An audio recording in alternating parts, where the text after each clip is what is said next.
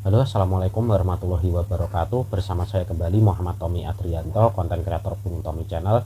Pada kali ini saya akan membahas suatu pertandingan antara Indonesia melawan Guinea pada playoff menuju Olimpiade Paris 2024. Nah, pada pertandingan sebelumnya Indonesia gagal untuk meraih peringkat ketiga Piala Asia U23 dan Indonesia harus kalah melawan Irak dengan skor 2-1.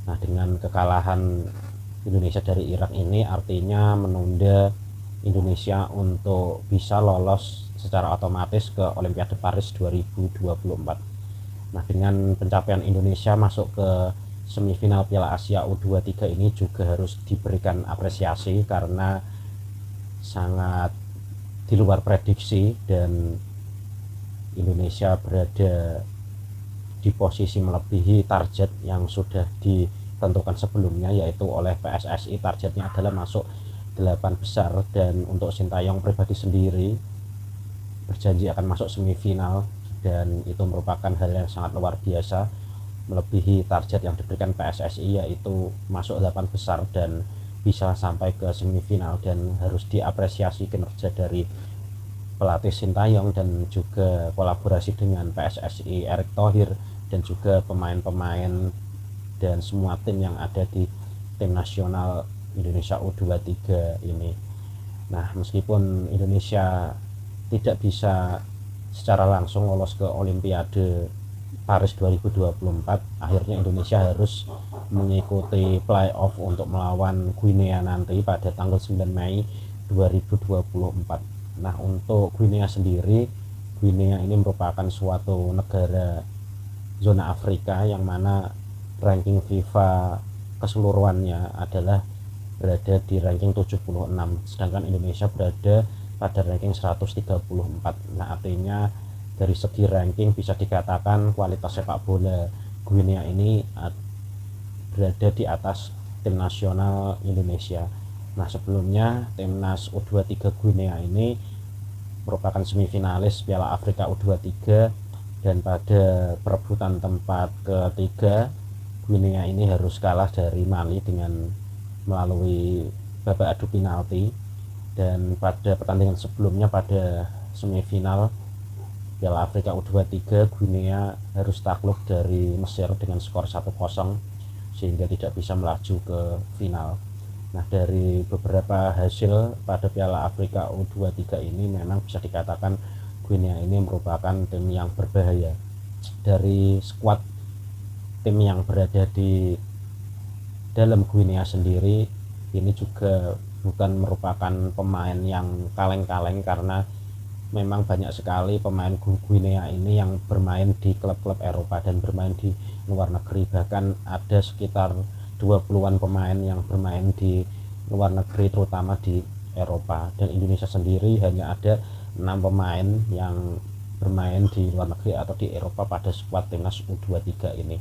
Nah, dari segi peringkat, dari segi kekuatan memang Indonesia ini jauh berada di bawah Guinea. Nah, namun kita semua berharap Indonesia bisa memenangkan pertandingan melawan Guinea nanti agar menyambung harapan kita agar bisa lolos ke Olimpiade Paris 2024, dan terakhir kita lolos ke Olimpiade yaitu pada tahun 1956 di Melbourne, Australia.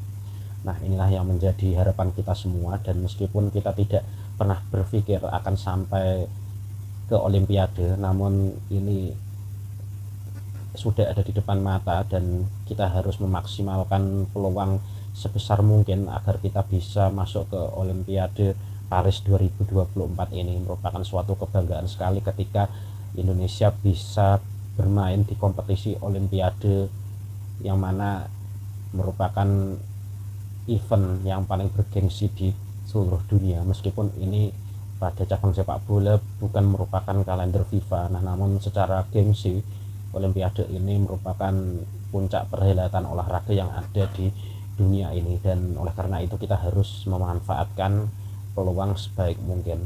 Dan untuk tim nasional Indonesia sendiri, mungkin ada beberapa pemain yang tidak bisa memperkuat tim nasional Indonesia pada pada saat melawan Guinea nanti, yaitu salah satunya adalah Rizky Ridho yang mana masih menjalani hukuman akumulasi kartu dan pada saat itu langsung terkena kartu merah pada saat melawan Irak, dan inilah yang sangat merugikan sekali.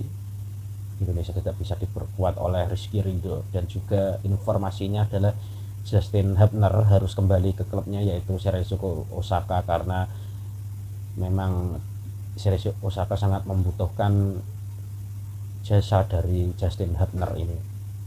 Dan informasinya juga bahwa PSSI telah memanggil beberapa pemain untuk menutup pemain-pemain yang tidak bisa memperkuat Indonesia nantinya pada saat melawan Guinea, yaitu informasinya adalah PSSI sudah menyurati PSIS dan juga menyurati klub dari Elkan Bagot, dan PSIS sendiri adalah Dewaga nantinya yang akan dipanggil, dan juga Elkan Bagot yang sudah sembuh dari cedera yang nantinya akan dipanggil untuk memperkuat tim nasional Indonesia U23 ini.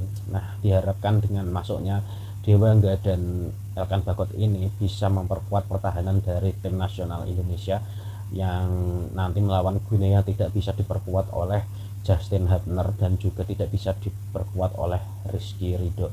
Dan semoga nantinya Indonesia juga bisa bermain lebih kompak lagi. Nah, inilah yang masalah kekompakan ini yang mungkin menjadi pembahasan netizen, karena pada saat melawan Irak Indonesia sangat banyak sekali melakukan aksi-aksi individual sehingga Indonesia banyak peluang di depan gawang yang seharusnya dioper namun langsung ditendang sendiri oleh salah satu pemain. Nah, inilah yang harus dikurangi masalah individual ini, dan ini tim nasional ini adalah suatu tim dan harus bermain secara tim, bukan untuk diri sendiri tapi untuk tim nasional Indonesia. Nah, kita semua berharap nantinya Indonesia bisa lolos ke Olimpiade, dan jika kita lolos nantinya kita akan satu grup dengan Prancis, Amerika, dan negara lainnya, dan ini merupakan grup yang berat namun kita harus optimis, dan untuk masuk ke Olimpiade kita harus berbangga karena memang sulit, dan ini merupakan momentum yang tepat untuk kita bisa melaju sampai sejauh ini yaitu ke Olimpiade.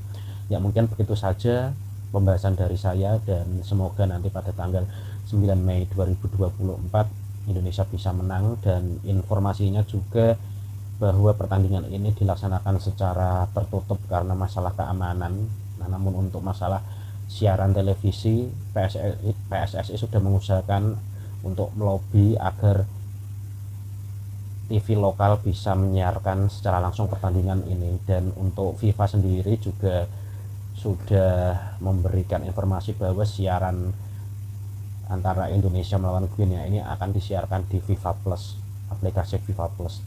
Nah, oke, mungkin begitu saja ulasan dari saya dan informasi dari saya, dan sampai jumpa lagi pada video-video saya berikutnya. Oke, saya pamit dulu. Wassalamualaikum warahmatullahi wabarakatuh.